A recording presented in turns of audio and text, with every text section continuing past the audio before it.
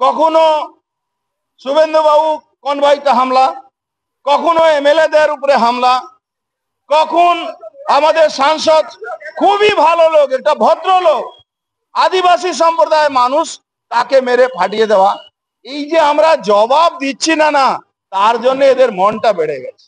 এরা যখনই কিছু করবে একদম ওই কামাচি নিয়ে আর ঝান্ডা নিয়ে বেরোবেন না, লাঠি মধ্যে ঝান্ডা রাখবে, লাঠিতে ঝান্ডা লাগাবেন।